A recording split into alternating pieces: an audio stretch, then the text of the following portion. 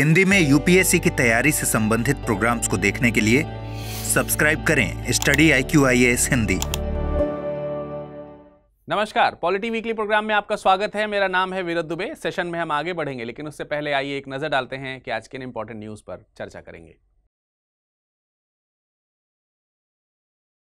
आगे बढ़ने से पहले मैं आपको बताना चाहता हूं कि पॉलिटी वीकली के इस weekly current affairs compilation programme में करंट की न्यूज को इस प्रकार प्रसारित करने का प्रयास किया जाता है कि इसमें संबंधित खबर के यूपीएससी से संबंधित सभी आयामों पर दृष्टि डाली जा सके। साथ ही इस सेशन के अंत में खबरों से संबंधित यूपीएससी के प्रारंभिक अथवा मुख्य परीक्षा में विगत वर्षों से पूछे गए प्रश्नों अथवा आगामी परीक्षा में संभावित प्रश्नों को भी प्रदान किया गया है। इनके सही उत्तर सेशन कंप्लीट करने के बाद आप हमें कमेंट सेक्शन में कमेंट करके बता सकते हैं। इन प्रश्नों के सही उत्तर के साथ पीडीएफ आप हमारे टेलीग्राम चैनल या फिर इंस्टाग्राम चैनल वीरद लाइव से जुड़कर प्राप्त कर सकते हैं। सेशन को अंत तक जरूर देखिएगा और बताइएगा कि ये प्रोग्राम आपको कैसा लग रहा है। अब आइए करते हैं शुरुआत।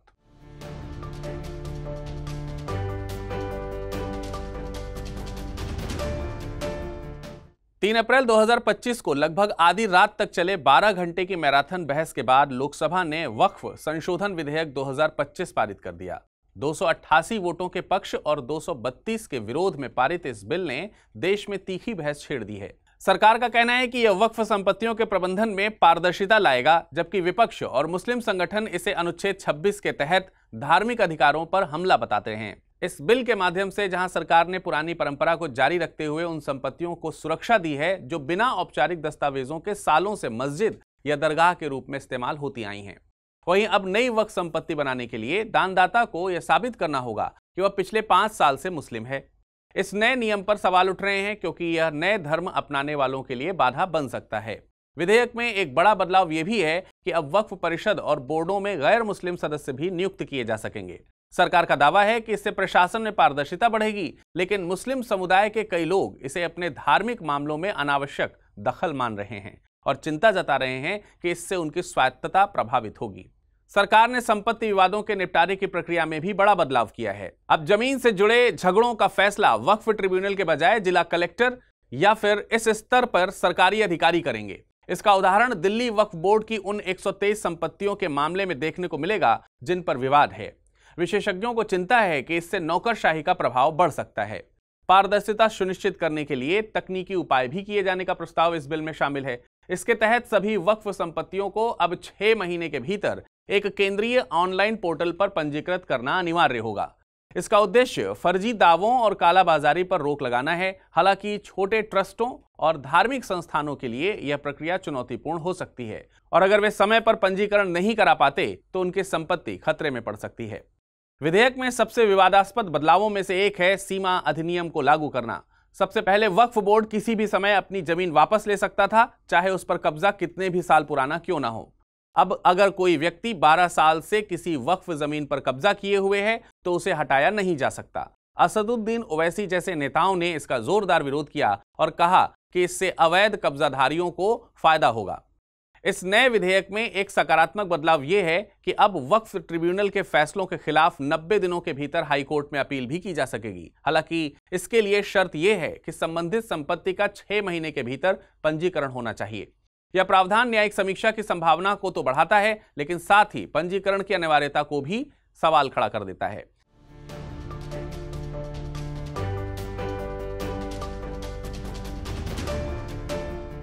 दल बदल संबंधी एक मामले की सुनवाई करते हुए सुप्रीम कोर्ट ने एक बड़ा सवाल उठाते हुए पूछा कि क्या विधानसभा अध्यक्ष दल बदल के मामलों को जानबूझकर टाल सकते हैं। जस्टिस BR गवई की बेंच ने स्पष्ट रूप से कहा कि संविधान का संरक्षक होने के नाते हम मूक दर्शक नहीं बने रह सकते। आपको बता दें कि यह टिप्पणी तेलंगाना राज्य से जुड़े उस मामले में आई है जहां 10 BRS विधायकों के कांग्रेस में शामिल होने के बाद भी अध्यक्ष ने 10 महीने तक कोई कार्यवाही नहीं की। अब आइए समझते हैं कि क्यों यह केस देश भर के राजनीतिक भविष्य के लिए अहम है। देखिए, सबसे बड़ा सवाल यह है कि अगर किसी दल का कोई विधायक पार्टी छोड़कर सत्ता में शामिल हो जाए तो क्या अध्यक्ष उसकी अयोग्यता पर अनिश्चित काल तक फैसला टाल सकते हैं। BRS का आरोप है कि तेलंगाना विधानसभा अध्यक्ष ने जानबूझकर मामले को लटकाए रखा। कोर्ट ने पूछा कि अगर अध्यक्ष 4 साल तक फैसला ना करें तो क्या सुप्रीम कोर्ट हाथ पर हाथ धरे देखती रहेगी। जस्टिस गवई ने स्पष्ट करते हुए कहा कि 10वीं अनुसूची का मकसद दल बदल रोकना है। यदि इसमें अध्यक्ष टालमटोल करते हैं तो अदालतें चुप नहीं बैठेंगी। आइए अब समझते हैं कि क्या है यह 10वीं अनुसूची और क्यों है यह अधूरा कानून। गौरतलब है कि दल बदल कानून यानी एंटी डिफेक्शन लॉ राजनीतिक दलों के सदस्यों के दल बदल यानी डिफेक्शन को रोकने और सरकारों की स्थिरता सुनिश्चित करने के लिए लाया गया था। यह कानून संविधान की 10वीं अनुसूची में वर्णित है, जिसे 52वें संविधान संशोधन 1985 के माध्यम से जोड़ा गया था। इसके प्रमुख प्रावधानों के तहत यदि कोई निर्वाचित सदस्य विधानसभा या संसद स्वेच्छा से अपने राजनीतिक दल की सदस्यता को छोड़ देता है या दल के निर्देश के विरुद्ध मतदान करता है तो उसे अयोग्य घोषित कर दिया जा सकता है। कोई निर्दलीय उम्मीदवार यदि किसी दल में शामिल होते हैं तो उनकी सदस्यता रद्द हो सकती है। यदि किसी दल के 1/3 सदस्य अलग होकर अन्य दल में विलय यानी कि मर्ज करते हैं तो उन पर अयोग्यता लागू नहीं होती। 1991 के बाद विलय को सिर्फ तभी मान्यता मिलती है जब 2/3 सदस्य किसी अन्य दल में शामिल हों। 2003 के संशोधन स्प्लिट यानी दल का टूटना की व्यवस्था को हटा दिया गया। अब केवल विलय शब्द मान्य है। विधायक या सांसद की अयोग्यता का फैसला सदन का अध्यक्ष या स्पीकर या चेयरमैन करता है। 1992 के सुप्रीम कोर्ट के फैसले की हो तो होलोहल केस के अनुसार अध्यक्ष का निर्णय न्यायिक समीक्षा यानी जुडिशियल रिव्यू के दायरे में आता है। अध्यक्ष को अयोग्यता की याचिका पर जल्द से जल्द निर्णय लेना होता है, हालांकि अक्सर इसमें देरी होती है। 91वां संविधान संशोधन 2003 मंत्रिपरिषद का आकार राज्य या केंद्र में विधायकों या सांसदों की संख्या के 15% से अधिक नहीं हो सकते। दल बदल करने वाले नेता या मंत्री को लाभ के पद पर नियुक्त नहीं किया जा सकता। अब देखिए, इसी फैसले के अधिवक्ता रोहतगी ने कहा है कि अदालत अध्यक्ष पर समय सीमा की बाध्यता नहीं थोप सकती क्योंकि यह संविधान की स्वायत्तता के खिलाफ है। कोर्ट ने यह भी कहा है कि क्या हम मान लें कि अध्यक्ष नो टाइम लिमिट का शिफुगा लेकर बैठ जाए या कानून का मजाक है। देखिए, आपको बता दें कि यह कोई पहला मामला नहीं है। 2022 में महाराष्ट्र में शिवसेना के टूटने पर अध्यक्ष ने 1.5 साल तक फैसला नहीं दिया था। सुप्रीम कोर्ट को हस्तक्षेप करना पड़ा। इस बार भी कोर्ट ने संकेत दिया कि अनुच्छेद 142 के तहत वह अध्यक्ष को बाध्य कर सकती है, यानी अगर अध्यक्ष उचित समय में फैसला नहीं करते हैं तो कोर्ट खुद समय सीमा तय कर सकती है। सोचने वाली बात यह है कि जिस मतदान प्रक्रिया के आधार पर हम खुद को देश का सबसे बड़ा लोकतंत्र मानते हैं, उसी लोकतंत्र में अगर कोई विधायक या सांसद चुनाव जीतकर दूसरी पार्टी में चला जाए और अध्यक्ष पर उस पर कार्रवाई भी ना की जा सके तो जनता का वोट क्या व्यर्थ नहीं हो जाता। फिलहाल संविधान की यह लड़ाई 2 सवालों पर टिकी है। पहला, क्या अदालतें अध्यक्ष को टाइम फ्रेम दे सकती हैं? दूसरा, क्या दलबदल करने वाले नेताओं को मनमर्जी करने की छूट मिलती रहेगी? अब देखना यह है कि सुप्रीम कोर्ट इस प्रकार की राजनीति पर कितनी बड़ी चोट करती है।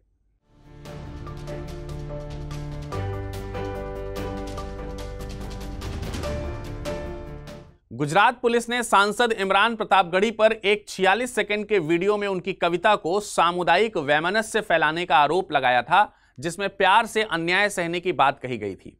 सुप्रीम कोर्ट ने इस आधार पर इमरान प्रतापगढ़ी के खिलाफ दर्ज हेट स्पीच केस को यह कहते हुए रिजेक्ट कर दिया कि कविता अर्थात पद्य के माध्यम से अपने विचार प्रकट करना न तो अपराध है और ऐसा करने वाला कोई भी व्यक्ति अपराधी नहीं है। अभिव्यक्ति की स्वतंत्रता को मजबूती से सुरक्षित करते हुए कोर्ट ने कहा है कि कविता, नाटक, व्यंग और कला आदि के माध्यम से विचार व्यक्त करना एक स्वस्थ लोकतंत्र का आधार है और इनके माध्यम से अभिव्यक्ति की स्वतंत्रता के मौलिक अधिकार का संरक्षण सुनिश्चित किया जाना चाहिए। मुख्यधारा से मेल न खाने वाले विचारों को व्यक्त करने की स्वतंत्रता को स्वीकार करना मौलिक मूल्य है। कानून के शासन से जुड़ा समाज उन लोगों के अधिकारों को कुचल नहीं सकता जो ऐसे विचार व्यक्त करते हैं जिन्हें अलोकप्रिय या बहुमत द्वारा साझा किए गए विचारों के विपरीत माना जाता है। नाटककार, कलाकार, लेखक और कवि के अधिकार तब खत्म हो जाएंगे जब संदेश को चित्रित करने की स्वतंत्रता, चाहे वह कैनवास पर हो, गद्य या पद्य में हो, इस संदेश की स्वीकार्यता की लोकप्रिय धारणा पर इसे निर्भर किया जाना चाहिए। कोर्ट ने आगे कहा कि अभिव्यक्ति की स्वतंत्रता स्वस्थ और सभ्य समाज का अभिन्न अंग है। किसी व्यक्ति के विचारों को सिर्फ इसलिए नहीं दबाया जा सकता क्योंकि बहुसंख्यक लोगों को उनकी बात पसंद नहीं है। आगे सुप्रीम कोर्ट ने बताया कि राज्य और पुलिस को असुरक्षा से पीड़ित लोगों की ओर से व्यक्तिगत विचारों को पीड़ित करने में असहयोग नहीं करना चाहिए तथा आलोचना को अपनी शक्ति और स्थिति के लिए खतरा नहीं समझना चाहिए। कोर्ट ने स्पष्ट किया है कि अभिव्यक्ति की आजादी बहुमत की राय से भी ऊपर है। किसी के भी विचार सिर्फ इसलिए नहीं दबाए जा सकते क्योंकि बहुमत को वो पसंद नहीं करता। Justice AS. कोका और जस्टिस उज्ज्वल भुयान ने कहा कि अलोकप्रिय विचारों को स्वीकार करना, उन पर अमल करना ही कानून के शासन की पहचान है। कला और साहित्य पर भी प्रकाश डालते हुए जस्टिस ए.एस. कोका ने कहा कि कविता, नाटक, फिल्में और स्टैंड अप कॉमेडी जैसी विधाएं जीवन को सार्थक बनाते हैं और अगर अभिव्यक्ति की आजादी लोगों की पसंद पर निर्भर करेगी तो रचनात्मकता समाप्त हो जाएगी। सॉलिसिटर जनरल तुषार मेहता ने यह कविता सस्ती है, सड़क छाप है के तर्क को खारिज करते हुए कोर्ट ने पुलिस और सरकार को फटकार लगाते हुए व्याख्या दी कि कानून को कलात्मक अभिव्यक्ति का सम्मान करना चाहिए। फैसले में कहा गया है कि अभिव्यक्ति की स्वतंत्रता बिना संविधान के अनुच्छेद 21 के तहत सम्मानजनक जीवन के असंभव है। कोर्ट ने अधिकारियों को आदेश दिया कि वे कमजोर दिमागों की बजाय तर्कसंगत सोच वालों के मानकों पर विचार करें। देखिए, यह फैसला कलाकारों के लिए बड़ी राहत लेकर आया है, क्योंकि अब कवियों, कॉमेडियंस और लेखकों को मनमाने केस से सुरक्षा मिलेगी। साथ ही इसने सरकारी दखल पर अंकुश लगाते हुए पुलिस को सत्ता के इशारे पर काम न करने का स्पष्ट संकेत दिया है। साथ ही सुप्रीम कोर्ट के इस साहसिक फैसले ने साबित कर दिया है कि अभिव्यक्ति की आजादी पर कोई समझौता नहीं किया जा सकता।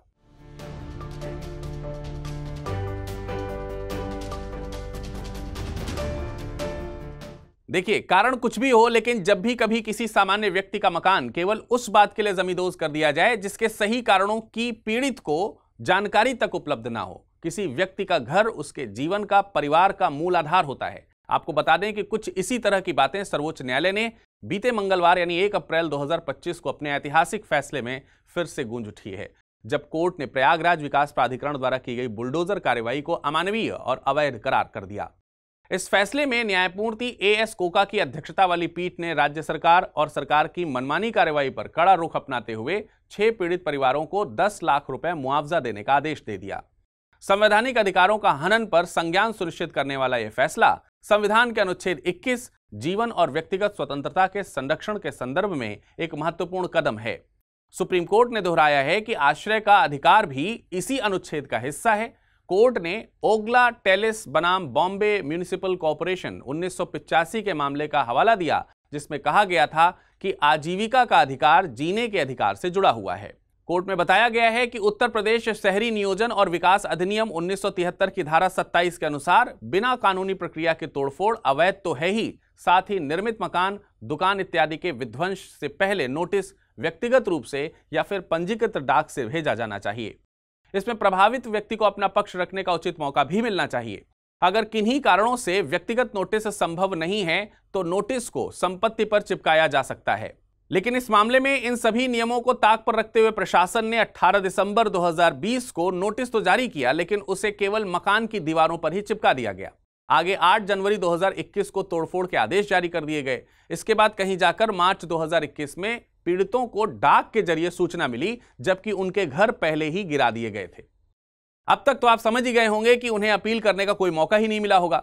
एक व्यवस्थित न्यायपालिका, मजबूत सरकार व सुदृढ़ प्रशासनिक प्रणाली के होने के बावजूद बुलडोजर द्वारा न्याय व्यवस्थित करने पर कोर्ट में सख्त टिप्पणी करते हुए न्यायमूर्ति ओका ने गहरी चिंता जताते हुए कहा कि ऐसे मामले हमारी अंतरात्मा को झकझोर देते हैं। जबकि कोर्ट ने नवंबर 2024 में दिए गए अपने एक आदेश में कहा था कि इस तरह की कार्यवाहियों को अंजाम देने से पहले 15 दिन के स्पष्ट नोटिस नियम का पालन अनिवार्य रूप से होना चाहिए। विध्वंस आदेश को चुनौती देने का पूरा मौका देने के साथ तत्काल विध्वंस यानी कि समरी डेमोलेशन पर रोक लगाई जानी चाहिए। न्याय की एक नई मिसाल स्थापित करते हुए कोर्ट ने 60 लाख, जिसमें से प्रत्येक पीड़ित परिवार को 10 लाख रुपए का मुआवजा देने का आदेश दिया। सरकार ने तर्क दिया कि इनके पास वैकल्पिक आवास की व्यवस्था थी, लेकिन कोर्ट ने इसे खारिज करते हुए कहा कि जब राज्य खुद मौलिक अधिकारों का उल्लंघन करता है तो वित्तीय क्षतिपूर्ति जरूरी हो जाती है। यह फैसला नीलावती बेहरा बनाम उड़ीसा राज्य 1993 की तर्ज पर है, जिसमें कहा गया है कि राज्य द्वारा गलत कार्यों पर मुआवजा देना अनिवार्य है। निर्णय में अनुच्छेद 300A संपत्ति का अधिकार और अनुच्छेद 14 कानून के समक्ष समानता का भी सूक्ष्मता से उल्लेख किया गया, जिसमें बताया गया कि बिना उचित मामले के मनमाने ढंग से किए गए विध्वंस दोनों प्रावधानों का उल्लंघन करते हैं। साथ ही पुनर्निर्माण अधिकारों का आदेश देकर, हालांकि वित्तीय बाधाओं के कारण पीड़ितों ने इसके बजाय मुआवजा मांगा है, लेकिन न्यायालय ने शहरी नियोजन आवश्यकताओं को संवैधानिक सुरक्षा के साथ संतुलित किया। इन सब के अलावा विधि का शासन भारतीय संविधान का एक मूलभूत सिद्धांत है, जो सुनिश्चित करता है कि शासन मनमानी के बजाय कानून के आधार पर चले। इसका अर्थ यह है कि कोई भी, यहां तक कि सरकार भी, कानून से ऊपर नहीं है और सभी व्यक्तियों के साथ कानून के समक्ष समान व्यवहार किया जाना चाहिए। इस अवधारणा को ब्रिटिश विधिवेत्ता एवी डायसी ने स्पष्ट किया था, जिन्होंने इसके 3 प्रमुख पहलुओं पर प्रकाश डाला: कानून की सर्वोच्चता, कानून के समक्ष समानता और न्यायिक निगरानी के माध्यम से व्यक्तिगत अधिकारों की सुरक्षा। भारतीय संदर्भ में अनुच्छेद 13 इस सिद्धांत को मजबूती प्रदान करता है, जो घोषणा करता है कि मौलिक अधिकारों के विपरीत कोई भी कानून शून्य होगा, जबकि अनुच्छेद 14 कानून के समक्ष समानता और कानूनों का समान संरक्षण सुनिश्चित करता है, जिससे भेदभाव नहीं किया जा सकता। भारतीय न्यायशास्त्र में एक महत्वपूर्ण अंतर विधि द्वारा स्थापित प्रक्रिया और उचित प्रक्रिया विधि के बीच का है।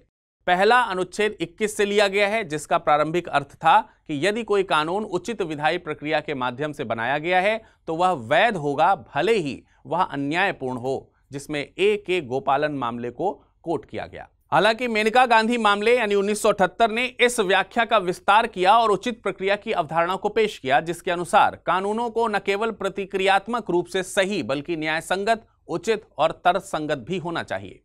भारतीय न्याय प्रणाली की गरिमा सुनिश्चित करने वाले इन निर्णयों, सिद्धांतों ने इस मामले के माध्यम से भी विधि के शासन को मजबूत किया, यह सुनिश्चित करते हुए कि मनमानी राज्य कार्रवाई के खिलाफ मौलिक अधिकारों की रक्षा की जाए।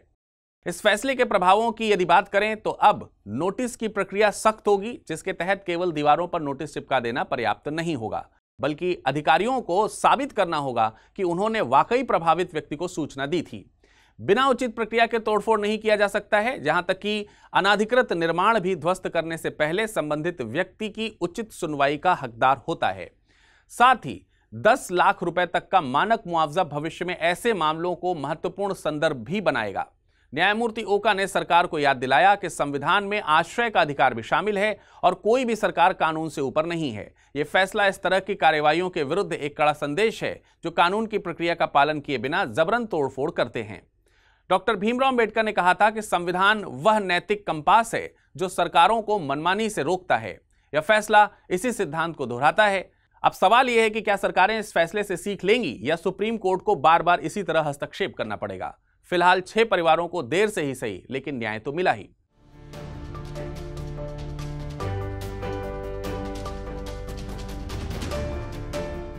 मातृ स्वास्थ्य की सुरक्षा सुनिश्चित करने के उद्देश्य से बनाए गए हरियाणा नए गर्भावस्था पंजीकरण आदेश ने एक नई बहस छेड़ दी है। इस निर्णय से 2 प्रमुख सवाल या चिंताएं तुरंत ही समाज का ध्यान आकर्षित करती हैं। पहला सवाल यह है कि क्या यह पहल महिलाओं की सुरक्षा करेगी या उसकी निजता को ठेस पहुंचाएगी। इसके कुछ ना कुछ तो परिणाम होंगे ही, लेकिन उससे पहले आइए समझते हैं संभावित परिणामों को। देखिए, एक हालिया आदेश में हरियाणा स्वास्थ्य विभाग ने कहा है कि सभी गर्भवती महिलाओं को अपनी तिमाही में पंजीकरण कराना अनिवार्य होगा। उनका लक्ष्य 100% पंजीकरण, जो कि वर्तमान में 50 से 80% ही है, उसे हासिल करना है। इस पंजीकरण हेतु महिलाओं को अल्ट्रासाउंड केंद्रों पर अपनी गर्भावस्था की अवस्था का प्रजनन एवं बाल स्वास्थ्य यानी RCH पोर्टल पर अनिवार्य रूप से पंजीकरण कराना होगा। आदेश का पालन न होने पर संबंधित महिलाओं के विरुद्ध नोटिस जारी किया जाएगा। अब आपके मन में भी कई सवालों ने जरूर दस्तक दे दी होगी। सवाल ये कि क्या मायने हैं इस निर्णय के, और यदि यह सामान्य आदेश हैं तो इस पर इतने सारे विवाद क्यों हैं। देखिए, दरअसल इस पंजीकरण में आधार, पति का नाम, जाति और पते जैसी व्यक्तिगत जानकारी मांगी जा रही है, जिससे सबसे बड़ी चिंता तो निजी जानकारियों के दुरुपयोग की होने की है। इस संदर्भ में इंडियन मेडिकल एसोसिएशन यानी IMA हरियाणा ने भी चिंता व्यक्त करते हुए कहा है कि यह आदेश गर्भपात अधिनियम MTP एक्ट के विपरीत है, जो किन्हीं कारणों से गर्भपात कराने वाली महिलाओं की गोपनीयता सुनिश्चित करता है। इसके आलोचकों का मानना है कि अविवाहित या कमजोर महिलाएं पंजीकरण कराने से बचने के लिए विभिन्न अनैतिक व खतरनाक रास्तों को अपनाने के लिए मजबूर हो जाएंगी, जिससे असुरक्षित गर्भपात को बढ़ावा मिलेगा। साथ ही यह निर्णय स्थानीय ANM यानी आशा कार्यकर्ता द्वारा पंजीकरण से संवेदनशील जानकारी लीक होने का खतरा है। गौरतलब है कि हरियाणा सरकार की इस नई पंजीकरण व्यवस्था से गर्भावस्था की निगरानी कर अवैध लिंग चयन जैसी अनैतिक गतिविधियों पर अंकुश लगेगा और हरियाणा राज्य का लगातार नीचे गिरते लिंगानुपात, जो कि 2024 में 910, 8 साल में सबसे निचले स्तर पर था, में सुधार किया जा सकेगा। अब देखिए, अगर केवल फायदों की बात करें तो इस पहल से स्वास्थ्य सेवाएं बेहतर होंगी। माताओं को सरकार की विभिन्न महत्वपूर्ण योजनाओं का लाभ तथा कन्या भ्रूण हत्या पर निश्चित रूप से अंकुश लगेगा। लेकिन वहीं दूसरी ओर इसके दुष्प्रभावों को भी नजरअंदाज नहीं करना चाहिए, क्योंकि इसमें खतरे बहुत हैं, जिसमें सामाजिक भेदभाव, निजता का उल्लंघन और गर्भपात जैसे अपराधों में बढ़ोतरी संबंधी जोखिम शामिल हैं। हालांकि हरियाणा की यह नीति माताओं और बेटियों की सुरक्षा के लिए बनाई गई है, लेकिन निगरानी और देखभाल के बीच रेखा धुंधली है। क्या सरकार संतुलन बना पाएगी या महिलाओं को इसकी कीमत चुकानी पड़ेगी? फिलहाल इस पर बहस जारी है।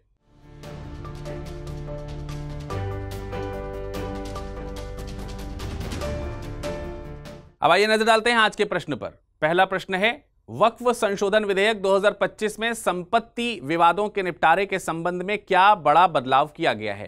पहला, विवादों का निपटारा वक्फ ट्रिब्यूनल द्वारा किया जाएगा। दूसरा, विवादों का निर्णय जिला कलेक्ट्रेट करेंगे। तीसरा, विवाद केवल मुस्लिम धर्मगुरुओं द्वारा सुलझाए जाएंगे। या फिर चौथा, विवाद निपटाने की प्रक्रिया में कोई बदलाव नहीं होगा। अगला प्रश्न है, दल बदल विरोधी कानून जो कि 10वीं अनुसूची में है के संदर्भ में निम्नलिखित में से कौन सा कथन सही नहीं है? यदि कोई विधायक स्वेच्छा से अपने दल की सदस्यता छोड़ देता है तो उसे अयोग्य घोषित किया जा सकता है। निर्दलीय विधायक यदि चुनाव के बाद किसी दल में शामिल होते हैं तो उनकी सदस्यता रद्द हो सकती है। किसी दल के 1/3 सदस्य अलग होकर दूसरे दल में विलय करते हैं तो उन पर अयोग्यता लागू नहीं होगी। और 2023 के संशोधन के बाद केवल 2/3 सदस्यों के विलय को ही मान्यता दी जाती है। अगला प्रश्न है, सुप्रीम कोर्ट ने हाल ही में तेलंगाना के दल बदल मामले में क्या महत्वपूर्ण टिप्पणी की है? अध्यक्ष द्वारा दल बदल मामलों को लंबित रखने पर सुप्रीम कोर्ट हस्तक्षेप नहीं कर सकता। अध्यक्ष को अनिश्चित काल तक फैसला टालने की छूट है। यदि अध्यक्ष जानबूझकर देरी करते हैं तो सुप्रीम कोर्ट अनुच्छेद 142 के तहत हस्तक्षेप कर सकता है।